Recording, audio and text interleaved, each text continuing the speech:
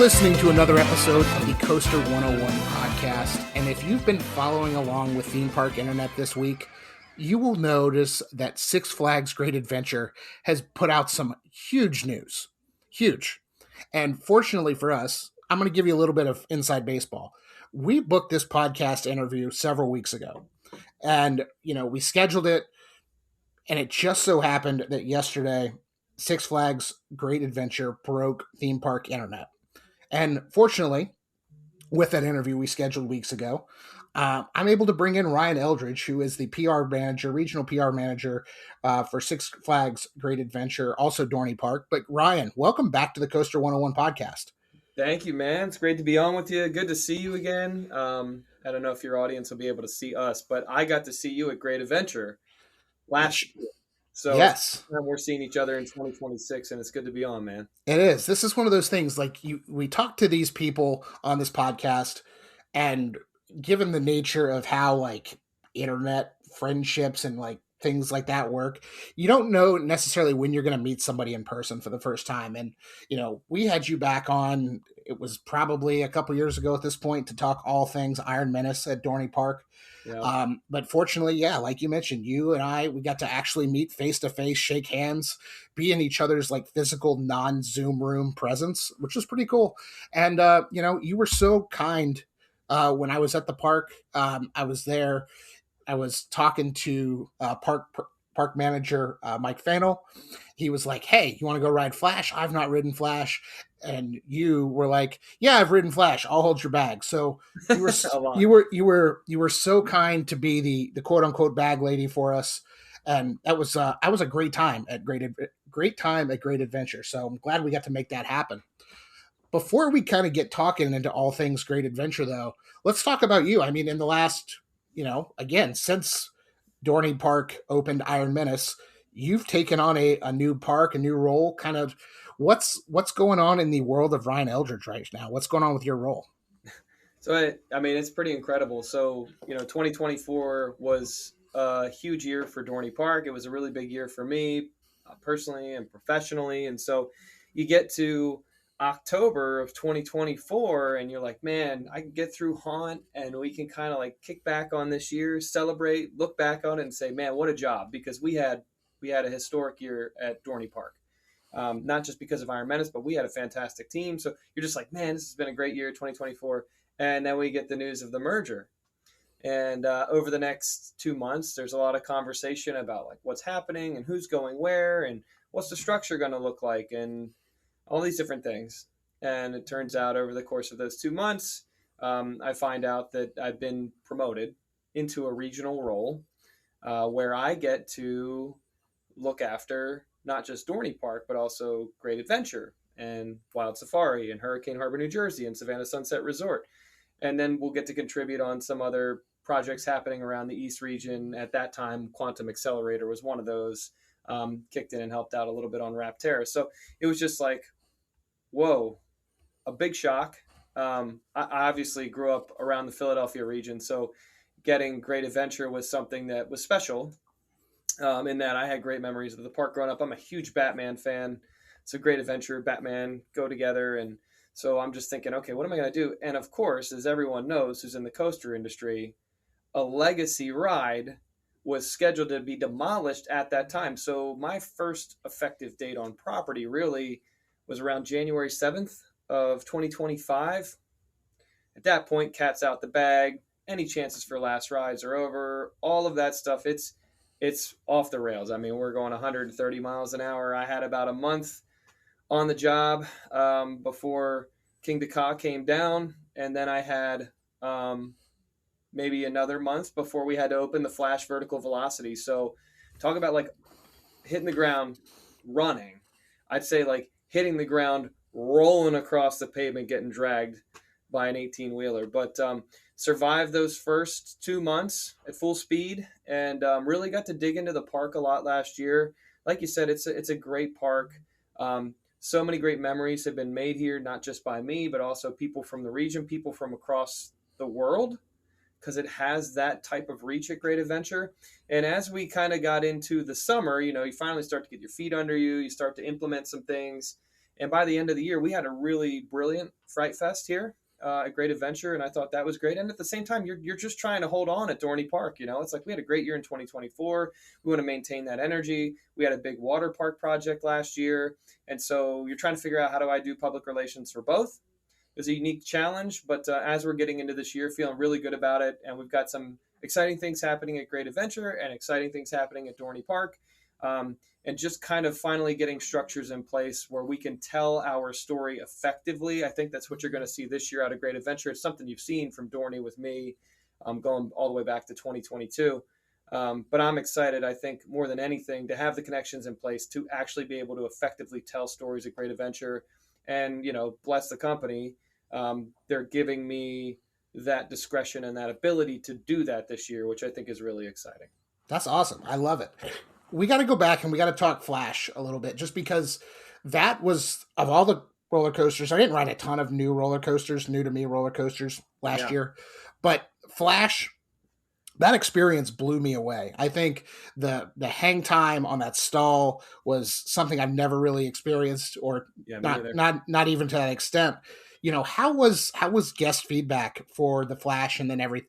I mean, we're going to stick mainly to the Flash because, I feel like there could have been some, maybe not so positive sentiment because King Dakar was knocked down, as you said. But rough start to the year. Absolutely. It was. Absolutely. Yeah. But, coming off of that, how was, guest reception for the Flash? And, what was it like to kind of get that coaster open? It was interesting, again, because you go back to, 2024, certainly not our best. And the Flash was originally supposed to open for the 50th, and it didn't. So I think that kind of hurt the universal acceptance of the ride and the excitement for the ride. And then you had kind of like all the things happening around the park with ride removal. So it was just a tough start. But what I will say, when guests came and they did ride it, I think like the overall consensus is like, geez, that's underrated. Like that's an experience that I did not anticipate. And we heard that from coaster fans and folks who like theme parks, our regional and community audience. So I think the ride itself is dynamic and it's unique and it's a great ride. I think if you start to look at it as like it's a replacement for one thing or the other, it's not. No. It wasn't. And if you feel that way, then I think you'd feel some type of way about Flash. But I think overall, like the experience is crazy. Like I said, I mean, I got to do it 27 times in a 24-hour window. So I like to think I'm somewhat of an expert of riding on it. But just the reverse too, when you're going in reverse and you've got the acceleration going backward through some of those inversions is crazy. The stall dive is incredible. And then the onboard audio had some hiccups at the beginning, but once we got that rolling, that just adds another dynamic. And so, just a dynamic ride. It's unlike anything in the Northeast here. And so I was telling people last year, like, dude, it was worth coming to Great Adventure just to ride that one time if you liked roller coasters, in my opinion. And now looking forward to 26 and 27, it's like we're going to give you more reasons to come back. So I think the Flash is a must ride. I don't know if you want to ride it 27 times in 24 hours. I don't know if I suggest it myself, but it's definitely worth coming out and getting 2 or 3 good rides in it because it's a blast. It's a lot of fun. It really is. I promise you. And Ryan, I feel like he is right. It is underrated. I wouldn't say he's short selling it again because he's not. It is a fantastic experience. So if you get up to the New Jersey area, make time, go to Six Flags Great Adventure, ride this amazing giant inverted boomerang. Giant boomerang. I don't know what the super boomerang. Thank you. Yeah, that's you might stumble into it, so I was going to let you go. That PR did a great job with it. I mean, really I was genuinely surprised when I rode it because when you look at it and you see the footprint, you're like, okay, and then you get on and you're like, whew. Because guys like us, like we've had the pleasure of. I mean, you're a Carowinds guy, right? So you got Fury, and so there's rides across the country that are bigger and more dynamic. But this thing is like tight, compact, and fun. Exactly, and it doesn't. Not every coaster has to be the EST, the biggest and baddest, tallest, fastest, longest. No, agree. But it's perfect. All right, we got to get into it, and like I mentioned at the very top of the show. There was some really, really big news came out of Six Flags Great Adventure yesterday that I really think it's gonna shape the theme park landscape for years to come. And I'm talking about the regional park access. Yes, we're going to get to the other stuff later, but we got to talk regional park access Yeah, too. This is kind of a new program that Six Flags has rolled out with these four regions. Great Adventure and oddly enough Carowinds in the same region. So yeah, dude. my Carowinds Gold Pass is going to get some miles on it this year, hopefully. Yeah. But what can you tell the audience about the regional park access and how that's going to work this year? Look, before anybody throws a rock at their listening device, this is your idea that we're It talking was. about the regional pass. And I agree with you though. It's a big deal. And I we just talked about how I have Dorney and Great Adventure. And I'm also partial to New England and King's Dominion because grew up going to both those parks as well. Like that's funny when you're in the Northeast, everybody's like, "Man, Virginia, like that's far away, right?" It's like, no, it's just a couple short hours. You can drive there in a day and do King's Dominion. I've done it before. Same thing with New England. So yeah, to think that what would have in 2024 with Iron Menace got you access to Dorney and the events now gets you access to Dorney and the events, or Great Adventure and the events, and Hurricane Harbor and the Wild Safari. Also gets you to Dorney Park and Wildwater Kingdom. Also gets you to Carowinds. Also gets you to King's Dominion. Also, it's New England. It's crazy to think that you get all that for your pass. To me, it's unprecedented. And then you even go back to the MVP sale last year. There's some people that got a gold pass, and they're going to be able to go to every park. And if you're a theme park fan, I wouldn't even say if you're a coaster fan, if you're a theme park fan, it's incredible value. Growing up and having Dorney as a home park, for me, it's like, dude, we used to go to Great Adventure once or twice a year to do some type of DC themed experience or to go into the Wild Safari. So how crazy is it to think that kids now will have a shot to say, hey, Dorney's my home park, but I get to go to Great Adventure whenever I want, and it doesn't cost us anything as a family, right? So that's pretty sweet. I think that to me is a huge selling feature, especially in like the Philadelphia or New York region, where you can get to both, dude, in like an hour and a half. So Exactly. It's it crazy. is it's pretty great. And we ran the numbers on Coaster 101. I mean, the East region alone, you get access to 7 dry parks. You get 8 Yes. water parks. There's I know I 78 left roller. out over Georgia, but that's also another like that's crazy. It is. And Whitewater. Right. It's 78 roller coasters among, across these parks, which we're a roller coaster counting website, podcast, bunch of nerds. Yeah. That's what we do. But there is something in that East region that I feel like is very unique. And you guys are right now, you're in the 10 best awards for the best safari park. And that is We the great are. the First time great ever. Great Adventure Safari Park. So, again, we focus a lot on the amusement park and the roller coaster side of things, Yep. but at Great Adventure, you've got this unique property. Not only do you have an animal safari, you've got the Sunset Savannah Resort. I probably Savannah butchered. Sunset Resort. Dyslexia is going to kill me one day. It's going to be, You but said it, not me. I thought I it though. know, I know. So what's let's talk about this safari and how we can help Great Adventure win a 10 Best Award.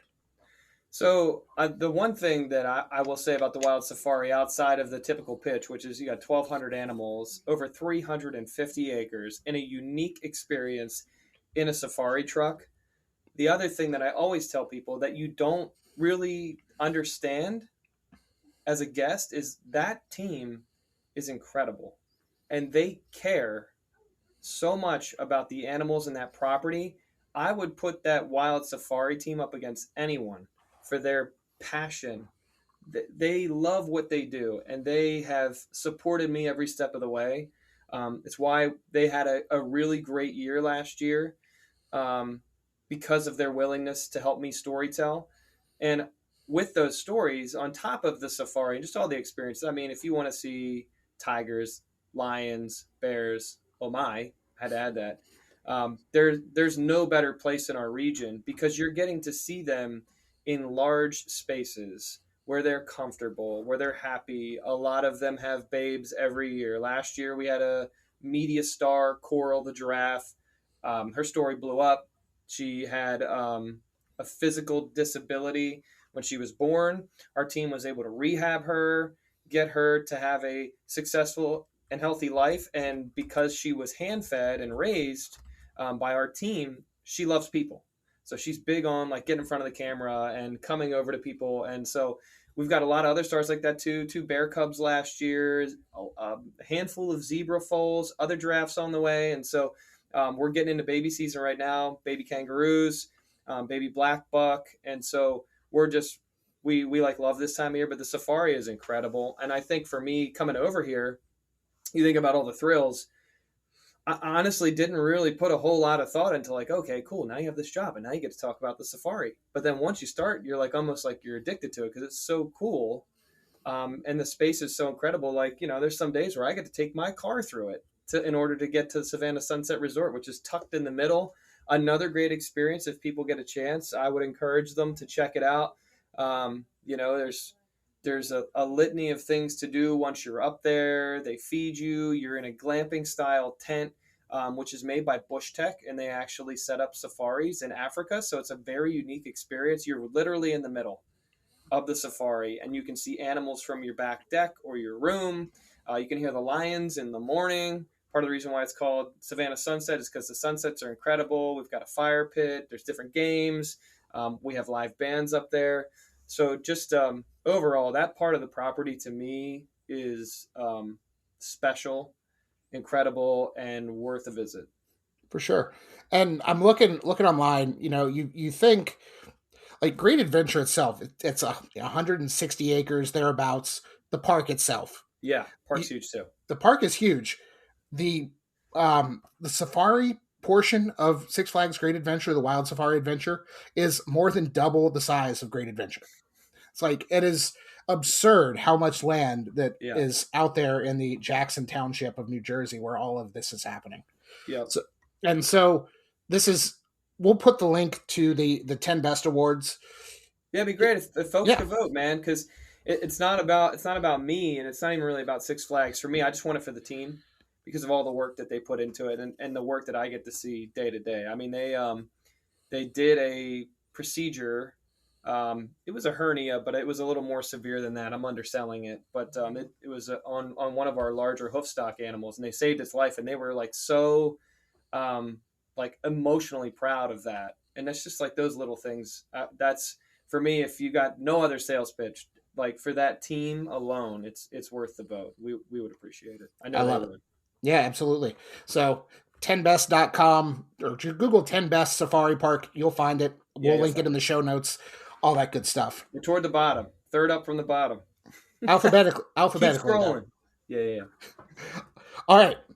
We're 19 minutes in. We got to talk about it. Okay. This is we've put it off enough. I've allowed you to get the sales pitch for the 10 best awards. We've talked about the Flash. We've talked about the regional park access. We've hit the PR highlights. Yesterday on social media, yes, you guys opened a really big crate or really big shipping crate, and inside that crate, if I can use a line from the movie Elf, there was a piece of roller coaster track. And it was a very nice purple piece of roller coaster track. It was Will Ferrell would call it very purpley.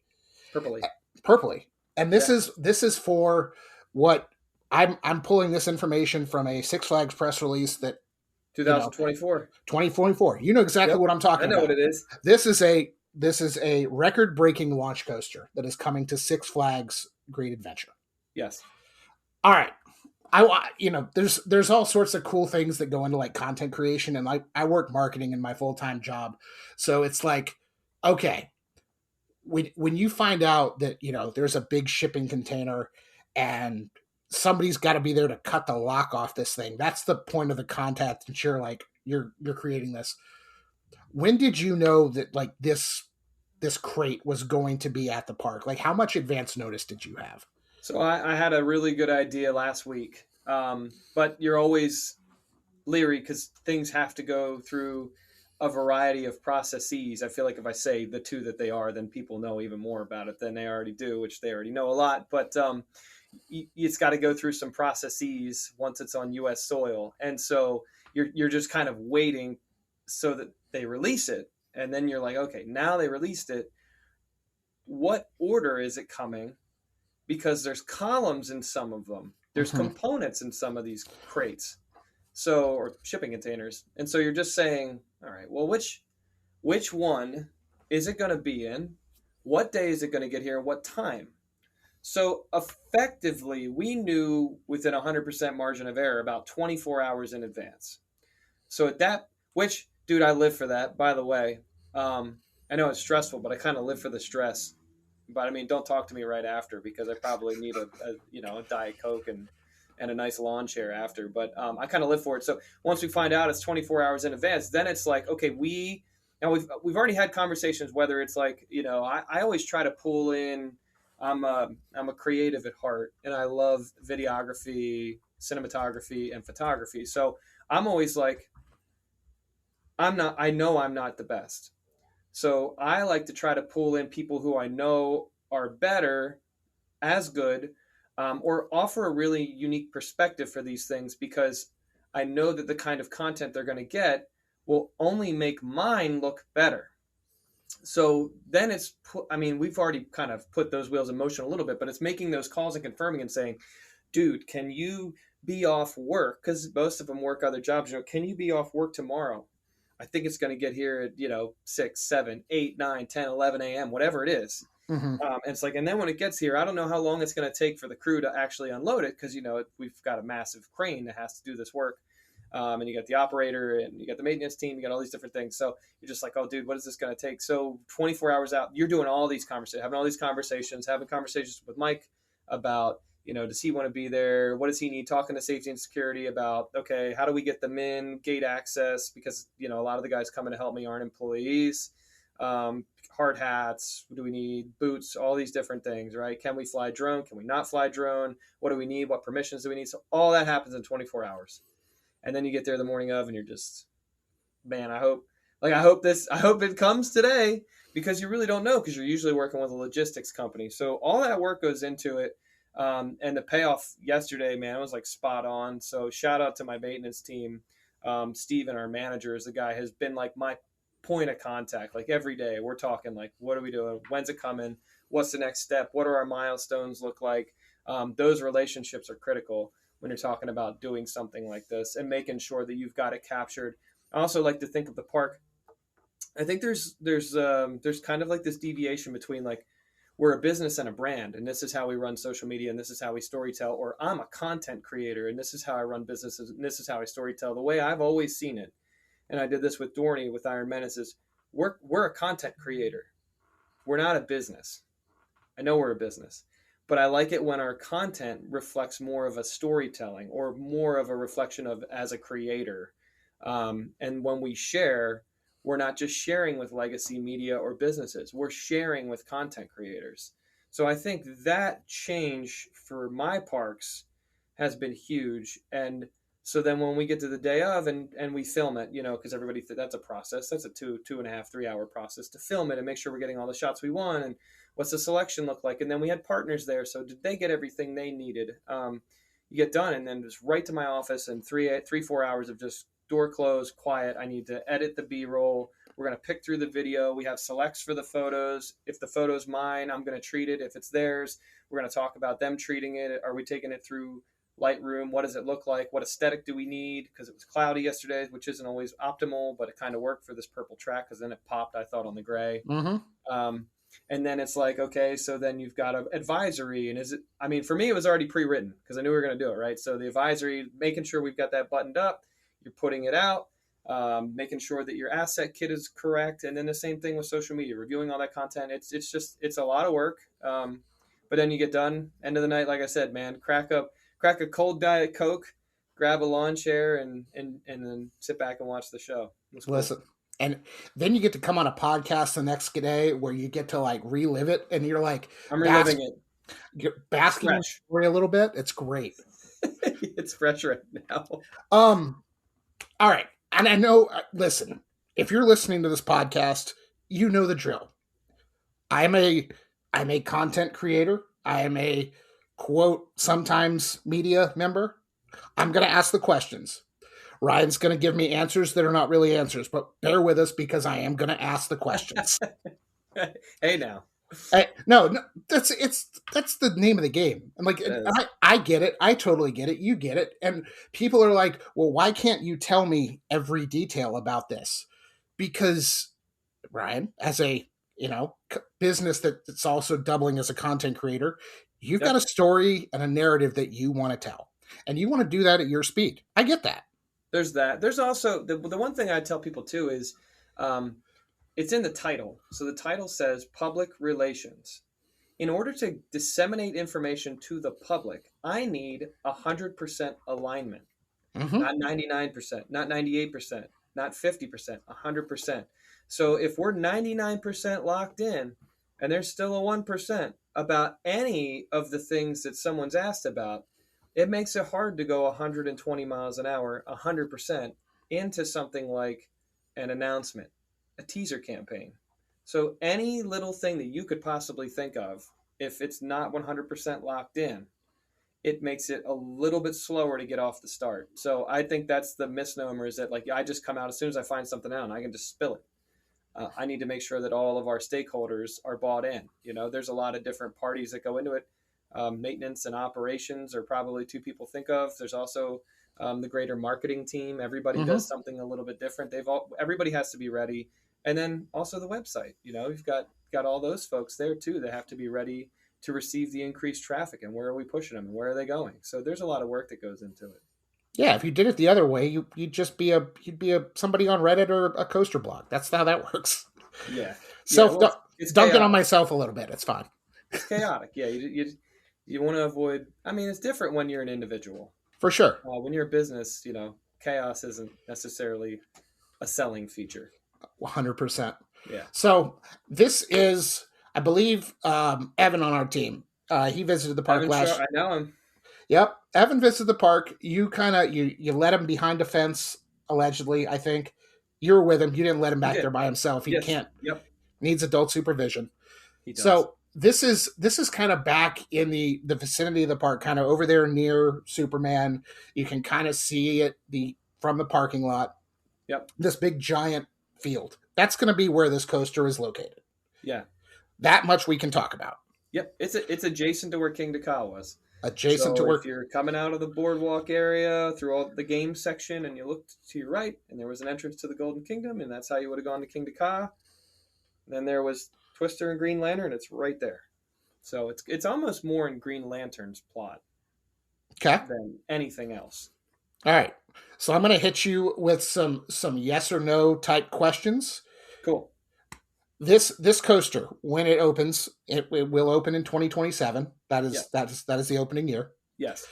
because that was one of the questions on. We put out Yeah, it some was. I questions. mean, it was fluid until pretty recent, but yeah, It it'll be was 27. Yep. 27. Okay. There has been a recent kind of uptick in the Legacy Cedar Fair, now Six Flags, and now Six Flags as a whole, storytelling when it comes to coasters. Yep. Iron Menace was a great example of this.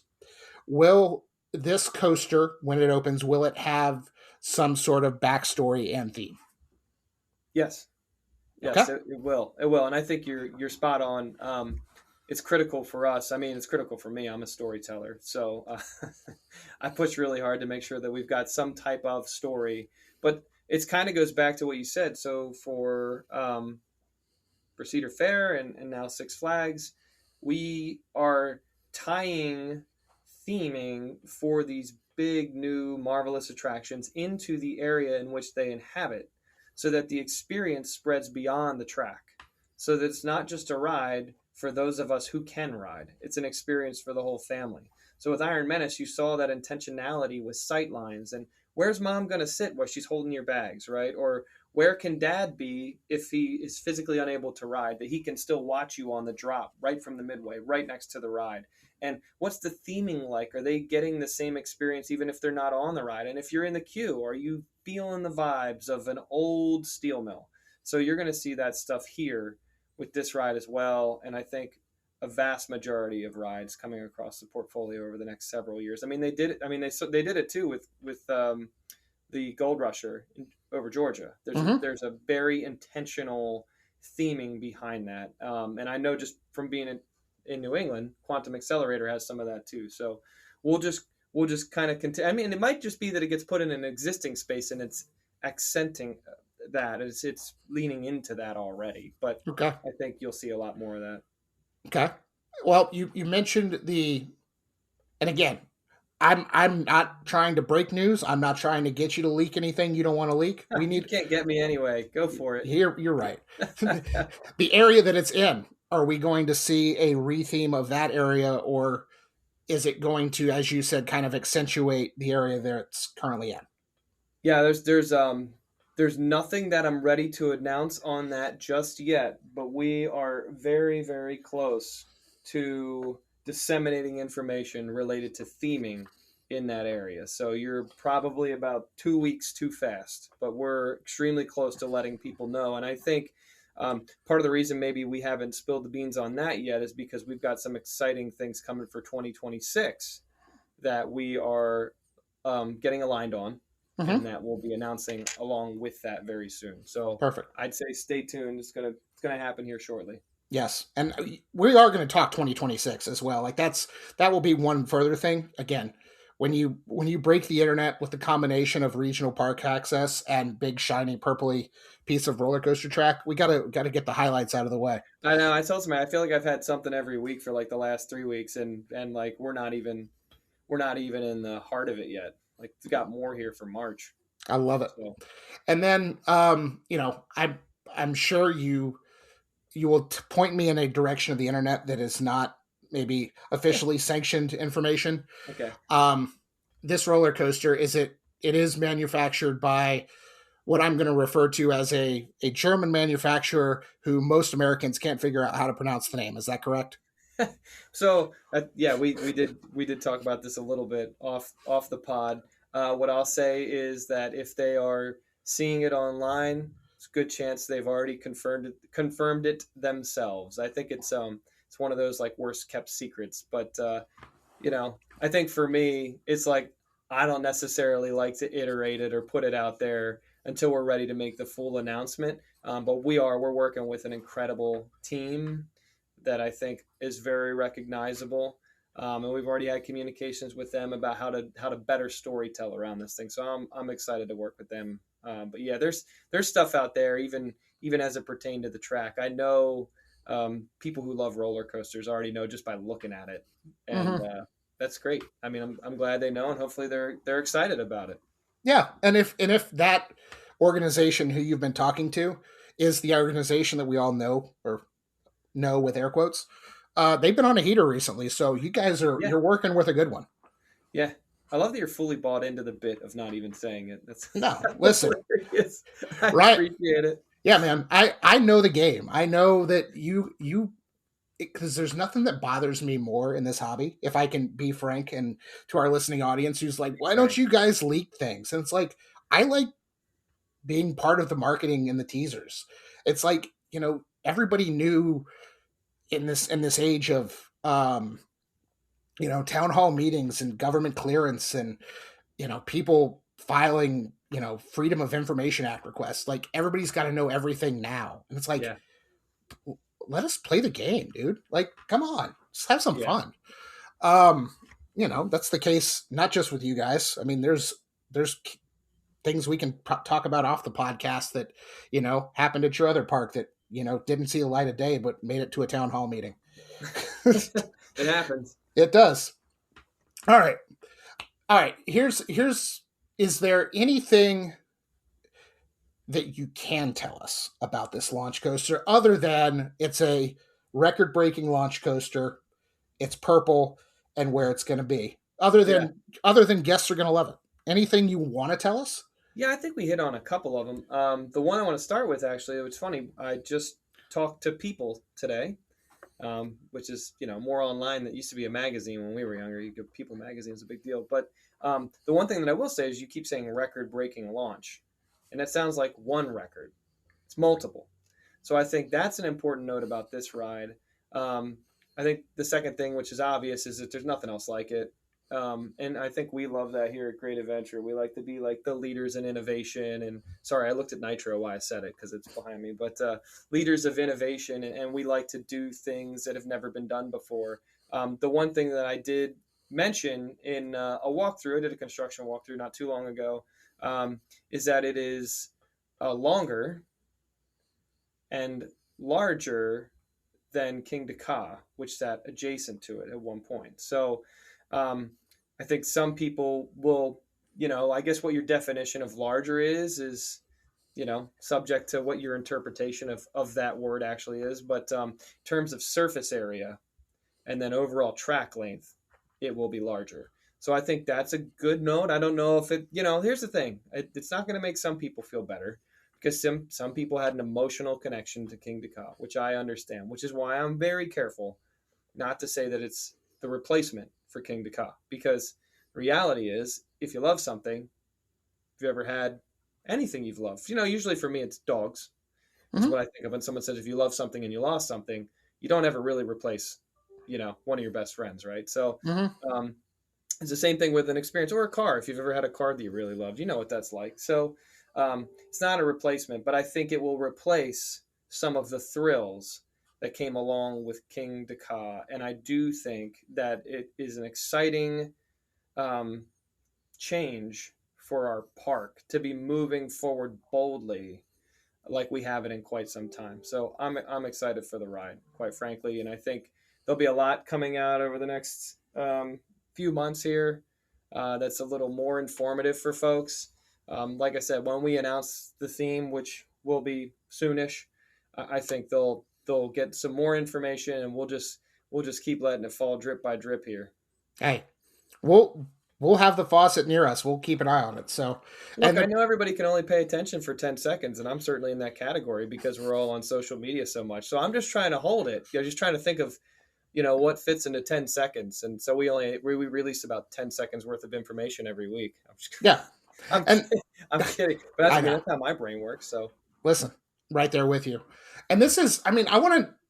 I Nobody can see this behind me because we're not on video yet, probably for good reason. yeah, Um, I got Fury 325 in the background. yeah, And, when Great Adventures Park Manager Mike Fennell, back in the day, when he and I first became acquainted, it was around the construction of Fury 325, a record breaker in its own point. You and I were talking a little bit before we started recording about, Mike's involvement and how he's kind of gung ho. And it's a goal of mine to eventually get Mike on the podcast. So I'm going to have to either twist his arm, twist your arm to make that happen. we can And make that happen. I We can love it. do it. What's it like having him kind of on board as someone who has, opened one of these record breakers before? And, he's all in on the content and wanting to be kind of present and part of it. Yeah, it's so I know a lot of people in the industry know this, but Mike actually hired me at Dorney Park. So talk about like a full circle moment when I was here already, and then next thing I know, a couple months later, Mike's my park manager. We didn't really get to work with each other a whole lot at Dorney. I think maybe I'd been there for 2 or 3 months before Mike went into a corporate role. So it's been fun working with him again. Like you said, Mike is enthusiastic about the industry.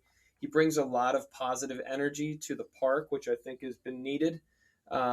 He's got a very keen eye for things that are important but often overlooked.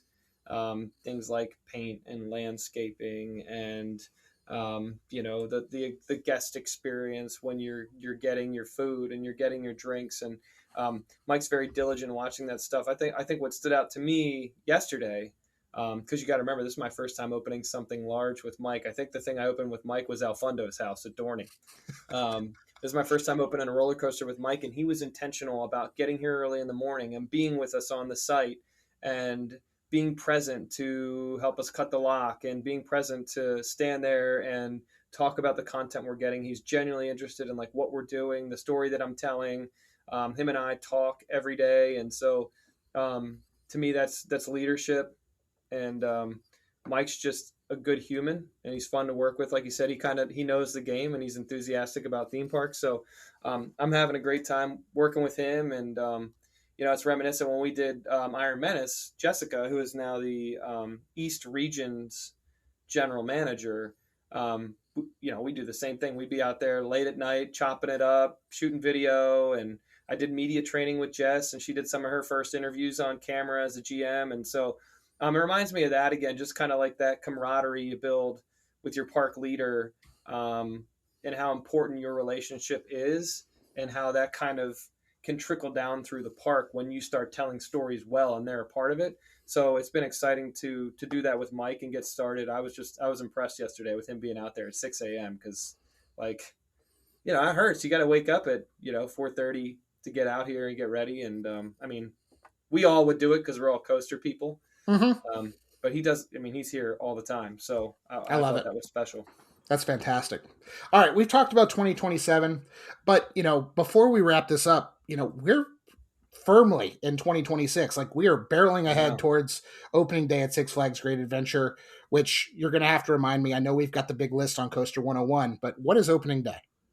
So our opening day is March 28th, but we are preparing for a season pass holder preview on March 27th. So I'm really excited for that. It'll be the first time we've done a pass holder preview in a while. So we're just about a month out. And recently you were at, I believe it was the Ace East Coaster event. There was an Ace event, and you as you've done on this podcast, you were talking a little bit. You were saying, hey, here are some cool things to look forward to in 2026.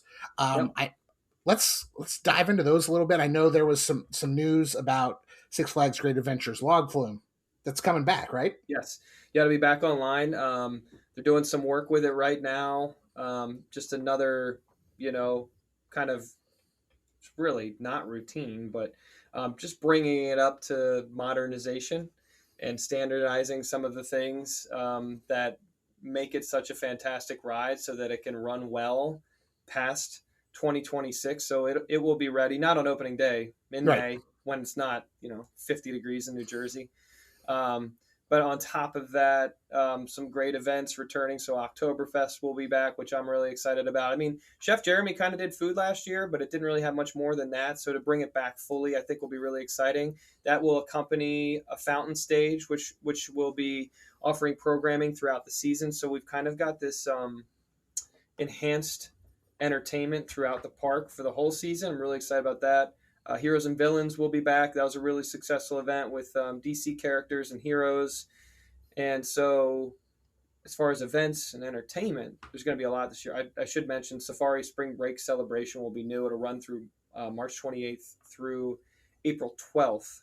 And that will be kind of like an activation of the safari in the theme park. So in an area by it was Coaster Coffee, but you're headed towards, you can either you come down Dream Street, you can make the left toward El Toro, or you can make the right towards the Runaway Mine Train, and there's going to be a big stage right there. It's going to be activated. There will be animal meet and greets. There will be performers. There'll be live music.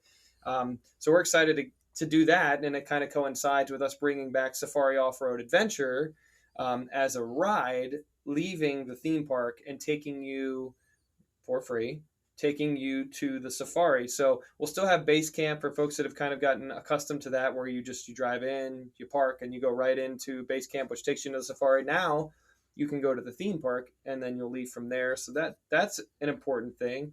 El Toro is completed with phase 1 of its retracking. I can say that because I'm talking to coaster folks. And so that will provide for a smoother, upgraded experience for El Toro. Hopefully generates a little more speed as well, and just offers a more comfortable ride. So we're excited about that. Updating effects on a number of different attractions throughout the park. The one maybe this is my fault because I went into like the Dark Knight because I'm a Batman guy, and people are like, "Why did they pick the Dark Knight?" And it's like, though the reality is, if the effect doesn't work, we're going to try to fix the effect, and that's what we should be doing. I just went into Dark Knight because, like last year when you wrote it, majority of the effects didn't work, and it was kind of like, wow, what was that? So we're working on that. Just like little things throughout the park in terms of rides. And then we also have some food and beverage upgrades coming this year, which I don't know if people were at the park last year. We did Granny's and Yum Yum. So it kind of has that we call crew serve or cafeteria style service. And so we're going to do that as well. Best of the West will be Best of the West Smokehouse. Not Saddle and Smoke Barbecue. We hear the people. The people was also me. So the smokehouse will offer some unique barbecue flavors, and that's also right by Safari Off-Road Adventures launch point from the theme park into Wild Safari. And then we also are redoing Main Street Pub, and we are redoing Paradise Pizza and Grill, which is in Hurricane Harbor, New Jersey. So there is a lot of work happening in the park. And I will also mention that we're working on another big project for 2026, which is in and around the footprint of the brand new roller coaster. And we anticipate that some of the exciting things happening there will be ready for the 2026 season. So that's when I said there's more information coming here very shortly. That will be a part of that. So there will be new experiences and new things to do at Great Adventure in 2026 and 2027, and that is good news. And we are 36 days away. I just looked it up from Crazy. that season pass holder preview. Sorry. I have to do it to you. Have to do it to you. That's cool. Time's running out. It is. But you know what? You guys got a great team there. You're doing all the right things. Change is on the horizon. And for a lot of people, sometimes change can be a good thing. So, yeah. I remember when they were talking about, promoting me into this role. I think I had a conversation with Kristen Fitzgerald, who some people probably know, but she is our corporate director of public relations, and John Taylor at the time, who worked for our company. And I remember just saying, like what's coming down the pike. And we kind of talked about the vision for the park. And I always tell people, I wouldn't have taken this job if I didn't believe in these two properties specifically, right? Like for me, yes, in some aspects it's about the company, but it's always more about the parks. For me, it's about the parks and the direction we're going and the futures for each. And Dorney and Great Adventure both have bright futures, and I think they can really help each other with this new regional model that we're working with this year. So I'm excited for both parks. I love it. And then, last question. I mean, best way for people to follow along with all things is Six Flags Great America's social media channels, website. Please tell the people. We love Great America today. Six Flags Great Adventures website. But I mean, if they just go to sixflags.com, we're all tied in. We're all tethered together now. So whether it's the app or sixflags.com, social media, we have our own corporate channel. And then we also have our own channels on social media. So follow, subscribe, as the content creators would say, and or go to sixflags.com. You got plenty of information. The one thing I love too is we have this new blog tool, and you'll see a lot of PR people and great writers with the company filling that up with stories that we hope to tell throughout the season. I love it. Love a good theme park blog feature. I'm glad those are back. Me too. Yeah, I love it. I mean, as a storyteller, the press releases are fine, but they're so corporate-y, and the blogs are more intentional and they feel more like a love letter. So I'm digging it. I've already done 3. Probably going to see a lot from me because that's where I get to let my hair down. Speaking of content creation as a love letter to theme parks, also visit Coaster101.com, making sure you're following us on social media, website, social media. We've got merchandise, Coaster101.com/merch.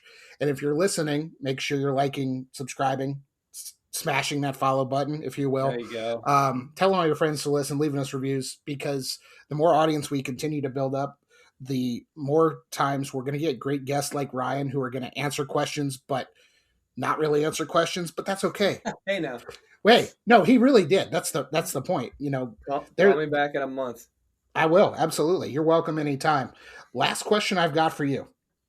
This came from a listener of ours, Patrick, who, he goes, why is Josh Early Candies the best candy shop in the world?